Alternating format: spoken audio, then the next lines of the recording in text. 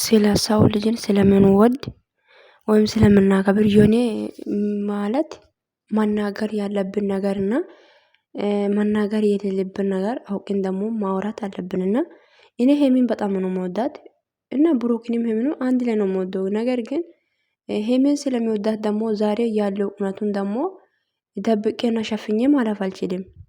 ምክንያቱም ብሩክ አጠፋ ብሩክን እኔ ብሩክ ስህተተኛ ነው ብዬ አስረግጬ ነግሬ ነው ማለፍ የምፈልገው። ተረዳችሁኝ? ሄሚ ደግሞ እንደዛ ማጣፍታ ከሆነ ስለሚወዳት ደግሞ እሷን ማለት ያጠፋችው ጥፋቷን ደብቄ ማለፍማ እና ሳያወራ ማለፍ አልችልም። ማለት ለምን እንደዚህ ያልኩ ለምን እንደዚህ ልትል ቻልሽ የምትሉ ከሆነ ምን አለ መሰላችሁ ቤተሰቦች፣ መጀመሪያ ሰላምታ ሊጠይቃችሁ። ሰላም ሰላም፣ ውድና የተከበራችሁ ውድ ቻናል ቤተሰብ እንዴት ናችሁ? ደህና ናችሁ ወይ? ባላችሁበት ቦታ ሰላማችሁ ይብዛ። እኔ ደህና ነኝ እግዚአብሔር ይመስገን። እንዴት ናችሁ እናንተ ደህና ናችሁ ወይ? ጸብ እየቀጠለ ነው እንግዲህ ማለት ምንም ማድረግ አንችልም። እግዚአብሔር ያለ ይሆናል ብለን ዝም ማለት ነው ያለብን ማለት ነውና መጸለይ እንደዛ ነው። ዛሬ ግን አንድ ነገር ልናገር ብዬ ነው የመጣሁትኝ። ማለት ምን ወደው ሰው የሆነ ጥፋት ሳጠፋ ስለምንወድ ያ ጥፋትን ሸፍነን እናልፋለን። ግን ሁነት ካለ ሁነቱን መደበቅ የለብንም። ሄሚን እኔ ስለምወዳት ዛሬ ማለት ያለው አነጋገሯ ላይ ያለው ነገር ሄሚ ልክ አይደለሽም ብዬ ለመናገር ማለት ወዲያውኑ አልልም። ምክንያቱም ልክ ካልሆነች ልክ አይደለሽም እላታለሁኝ። ሶ ብሩክ ልክ ካልሆነ ብሩክ አንተ ልክ አይደለም የምታወራው አነጋገር ምናምን ብዬ ብሩክንም እንደዛው እናገራለሁኝ ማለት ነው። ተረዳችሁኝ? ማለት ሚዛናዊ ሆኜ ነው የምናገረው በነገራችን ላይ ለሄሚም ለብሩክም። ብሩክ ጥፋተኛ ከሆነ ብሩክን ባለፈው በጣም በነገራችን ላይ ዩቱብ መምጣቴ መጀመሪያ ነበርኩና ያ ጊዜ በጣም ነው የተናገርኩትኝ። ያ ደግሞ እውነት ስለሆነ ነው። ግን ድጋሜ ቪዲዮ ሰርቼ ይቅርታ ጠይቄ ነበረና እንደዛውም ደግሞ ሄሚን ደግሞ ጥፋተኛ ከሆነች አስረግጬ ነው የምነግረው። እኔ ሄሚን ደግሞ ስለምወዳትና ስለማከብራት እውነቱን ደብቄ ዝም ብዬ እሷ ያለችው ነገር ሁሉ ነገር ልክ ነው ብዬ ማለፍ አልችልም።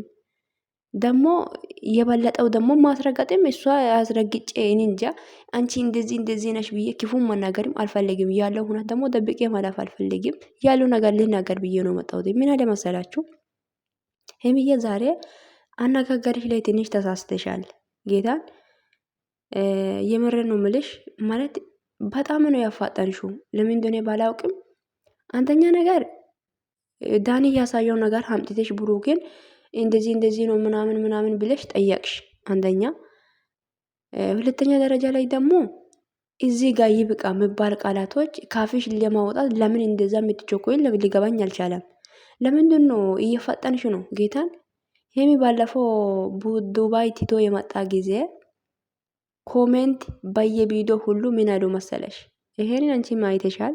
ይሄ ደግሞ ወደ ያላ ገና ተመልሰሽ ለምን ታውሪያለሽ ልትሉ ትችላላችሁ። አይ ዶንት ኬር እሱ እና ምን አሉ አንቺ ልጁን እኮ አቃጥለሽ ሊደፊ ስለሆነ እንኳንን ቲቶ የመጣ ብሎ ብዙ ልጆች አንቺ ላይ ኮሜንት የሚሆን በቪዲዮ ምናምን እንደዛ አወርቷልና እኔ የሚልሽ የሚፈልገው ነገር ቢኖር ብዙ ነገር ጠይቂው። የምትጠይቂው ነገር ካለ ተረጋጋ ያለው መንፈስ ማለት ማረጋጋት ራስሽን አረጋግተሽ መጠየቅ አለብሽ።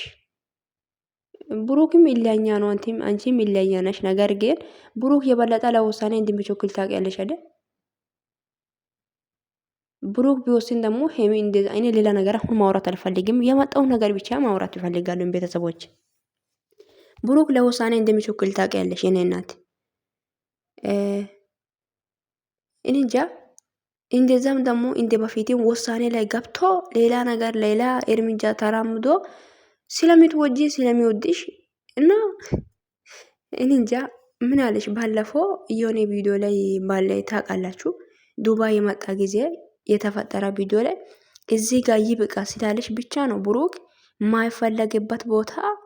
ማይፈለግበት ቦታ እኔ ለምን ይቆያሉኝ ለምንስ ይኖራሉ ብሎ ነው ዱባይ የመጣው። ያኔ የተረዳሁት እንደዛ ነው። ሄሚ እኔ አሁን እውነት እንደነ ሲነግር እውነቱን ሲነግርሽ ባለፈውን ይቅርታ የጠየቀ ጊዜ ሱሲ ጋር የሆነ ፕራንክ የሰራ ጊዜ ይቅርታ ጠይቆሻል። ትሰማኛለህ? እዚህ ይብቃ የሚለው ቃላት ማለት ሰምቻለሁ ብለሻል። ዛሬም ደግሞ እዚህ ጋር ይብቃ የሚባለው ቃላቶች ለምን እንደምታበዡ ለምን እንደዛም ቶሎ ብለሽ እንደዚህ አይነት ቃላት ለማውጣት እንደምትቸኩይ አላቅም። ለምንድን ነው አፋጠንሽን? በእውነት በጣም ነው እኔ እንጃ። እዚህ ጋር ይብቃ የሚባል ቃላቶች ካፍሽ ቶሎ ቶሎ እያወጣ ነው። ሊገባኝ አልቻለም እንደዚህ አይነት ነገሮች። ሴከን ያለው አይነት ሴከን ያለው ማለት እንደ ሴከን ያለው ቃላቶች ብትናገሪ ደስ ይለኛል ብዬ አስባለሁ። አንደኛ፣ ሁለተኛ ደረጃ ላይ ደግሞ እኔ እንጃ እንደዚህ አይነት ነገር እኔ እንጃ።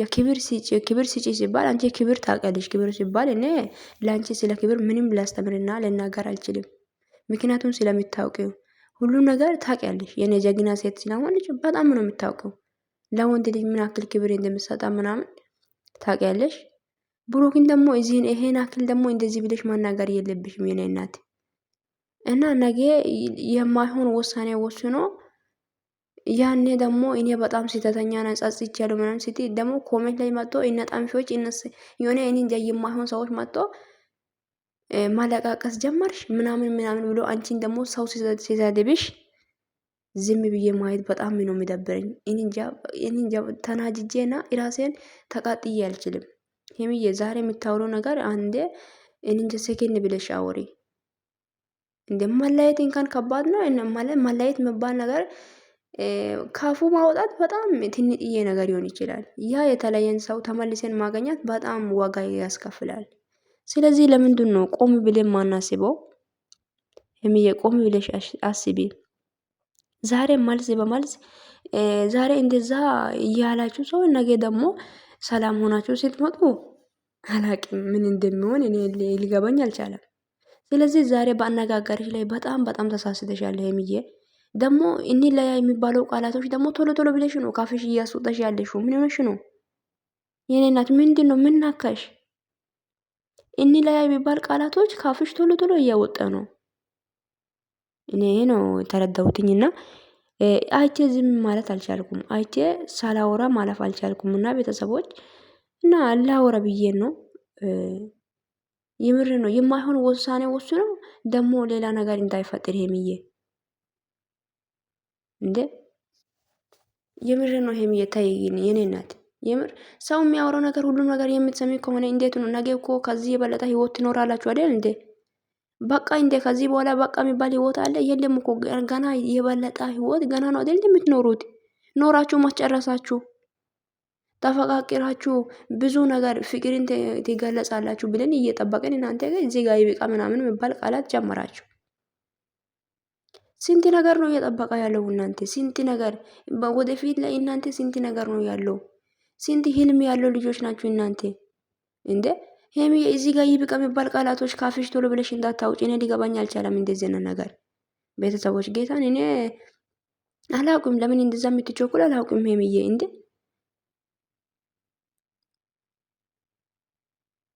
ያረ ተረጋጉ፣ ቆም ብላችሁ አስቡ እንጂ ምን ሆናችሁ ነው እኮ? አሳልፋችሁ አልጨረሳችሁም እኮ ገና ነው እንጂ።